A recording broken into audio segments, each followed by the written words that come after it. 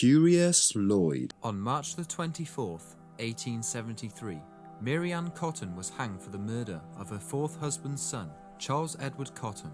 She was 40 years old and would become known as Britain's first serial killer. In her wake, she had thought to have left up to 21 dead, including 11 of her 13 children, 3 of her 4 husbands, 1 lover, and her mother.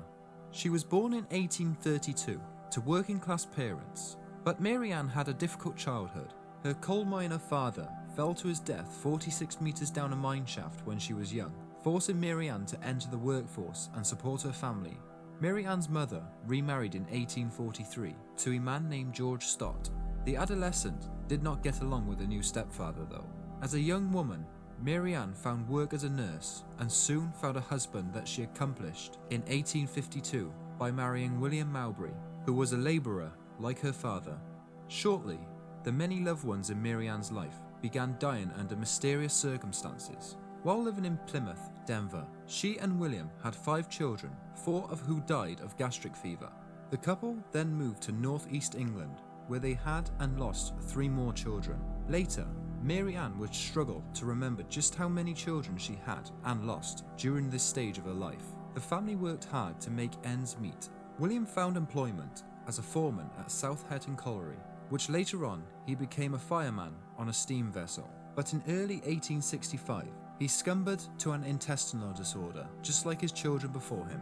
The newly widowed Mary Ann was left with 1 child and an insurance payout on William's life, which was an equivalent to half a year's salary. Mary Ann married George Ward later that year. He would die within 13 months of their wedding, once more of intestinal problems. But again, Mary Ann collected insurance money on her deceased husband. Her next husband was James Robinson, whose former wife had died and left him with an infant. He hired Mary Ann as a housekeeper in November 1866, only to see his young child die shortly after. With him being devastated, he turned to Mary Ann for a solace, and the pair became a couple. Mary Ann's new romance was interrupted when her mother became ill. Mary Ann travelled to give her care. Within 9 days of her arrival, her mother had died, despite being previously on the mend. Mary Ann returned to James, with her daughter in tow, a child who previously had been living with Mary Ann's mother. By the end of April 1867, this daughter, as well as 2 of James's other children, were all dead. Despite the shocking list of deaths, James married Mary Ann that summer. The first child was born a daughter, who was born in November.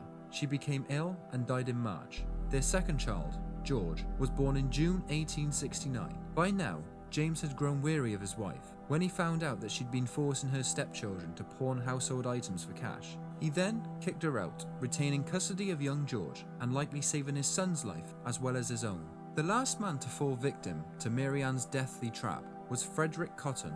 With this family, Mary Ann managed not to kill only Frederick, but also Frederick's sister. The child Mary Ann bore with Frederick, and Frederick's child from a previous marriage, Charles Edward Cotton, a lover named Joseph Natras, also died of a stomach-related illness during this period. It was only after the death of young Charles that suspicion finally fell upon Mary Ann after 20 years of mysterious deaths and probable killings.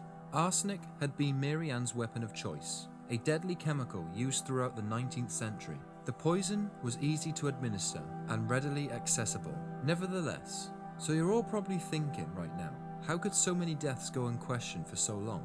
Well, in the 19th century, there were high infant mortality rates, record keeping and substandard nutrition of the working people, and all of that helped Mary Ann Cotton escape scrutiny. No doubt, Mary Ann also earned sympathy as a heartbroken mother and a widow. Yet, she was unable to hide behind the black veil of grief indefinitely. In March 1873, Mary Ann Cotton was put on trial. She was officially convicted of the murder of Charles Edward Cotton. The court of the public opinion convicted her of many more. Her trial lasted all 3 days, upon which Mary was sentenced to death by hanging. She was hanged in Durham Prison on the 29th of March 1873. Although her execution did not go smoothly though. The drop below the trapdoor was too short, leaving Mary Ann to jolt and twist at the end of her rope until she choked to death. If you enjoyed this video, give it a like, and I will catch you again next week.